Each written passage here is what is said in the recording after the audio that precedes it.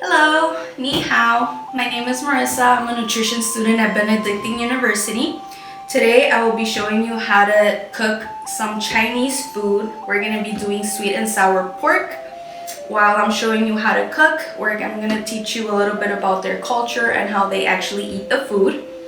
So I did a couple of modifications to the recipe, but while we're going through it, I'm going to show you what I did to modify it. The recipe, I actually got it from our textbook, Food Around the World. It's on page 307.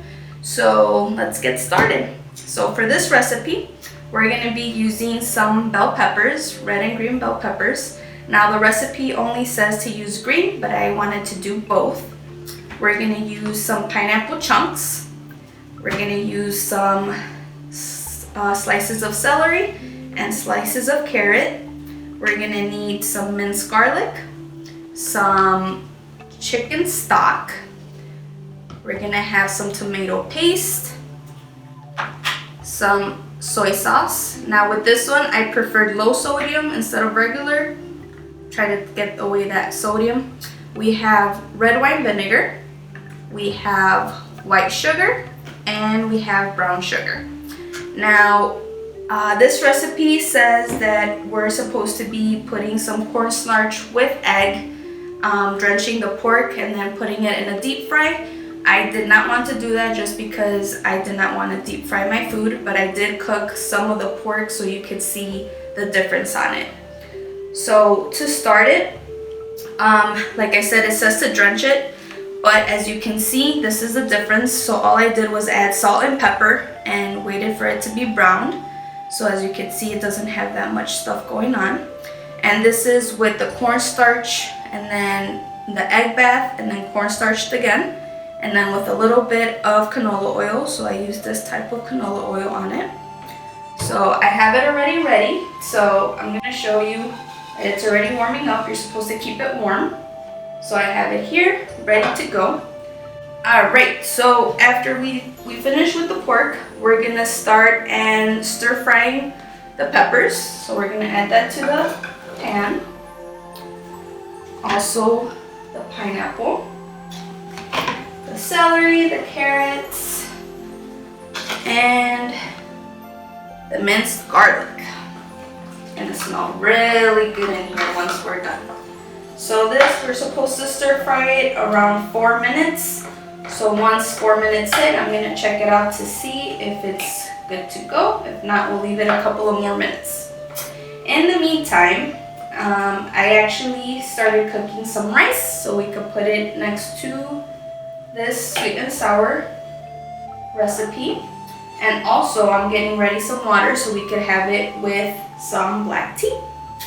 So while we wait, I just wanted to share with you guys that if you really knew that rice was part of China cuisine.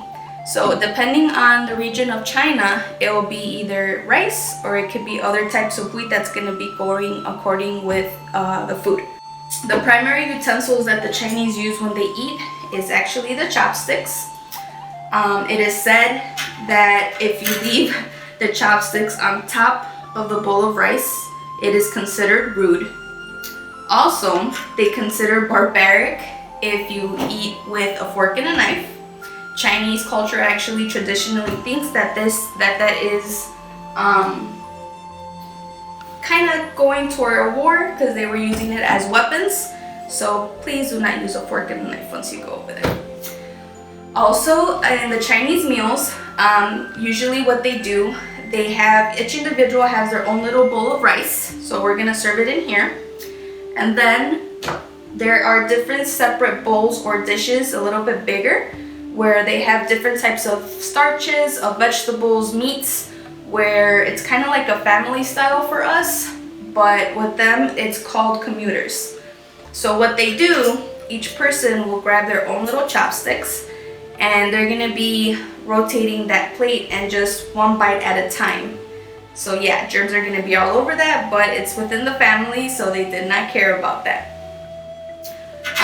Also, all the food is actually cut in bite size. That way it was easier for you to pick it up with the chopsticks and easier to pass around once everybody's starting to grab their own their own plate. Now, for the Chinese, the dinner is actually the most important meal of the day, since it is the biggest meal that they're gonna have throughout the day, and it's the only meal that they'll have with their family. So it reflects togetherness and cooperativeness. So pretty much that's family time for them. That's where they get to know each other a little bit more, how was their day, and together they'll see what the future holds. Another tradition that they have when it's mealtime is that they don't have any cold beverages with the meal. They say that ice cold waters are usually harmful for the digestive system. So what they do, they traditionally have either hot tea, hot coffee, or simply just hot water for the digestion. So the digestive system usually, they think that the digestive system will digest the fats better with hot beverages. So this is looking pretty good. Also, another type of tradition that they have is that when they're eating their rice, they usually hold the bowl and on top where closer to the mouth, and while holding it with one hand, the chopsticks with the other. That way it's not rude. It's actually good table manners for them. Let's just see how this is going. Should be almost done. And the rice is almost done, so I can't wait. Alright, so it looks like the vegetables are ready. Let me transfer it to a bigger pot so I can put everything in there. So once the stir fry is actually ready, I will now stir in the remaining ingredients.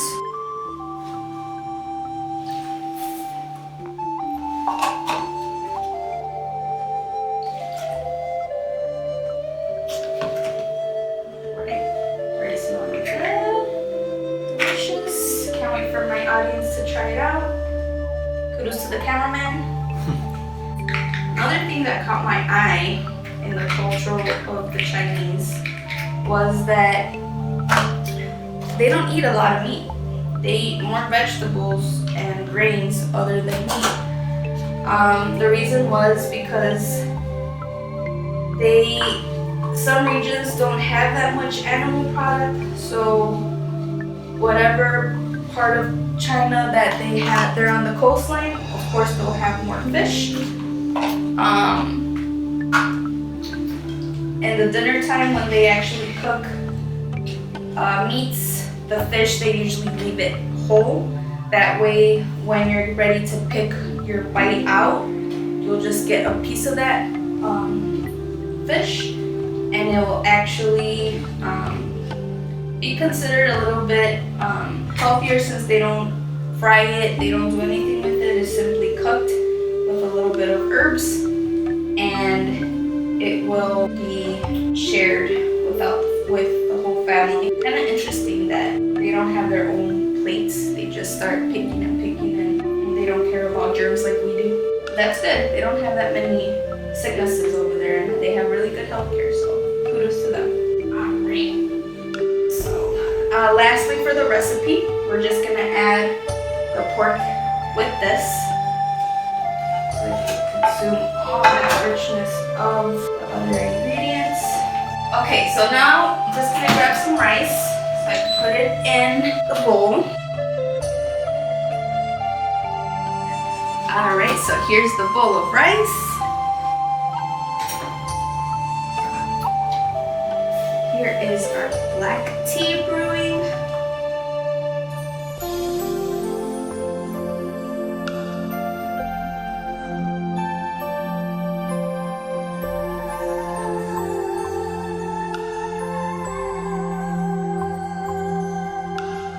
And we're done.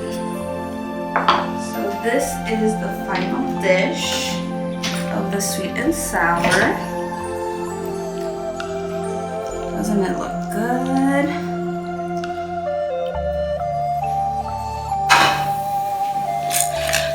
So here's the plate. Here's your chopsticks with your rice and your black tea. Hope you enjoy it. If you make this recipe, I hope you enjoy it as much as we do. If you don't and you want to do it, I recommend you do it. So, thank you so much, and I hope you enjoyed the video. Bye.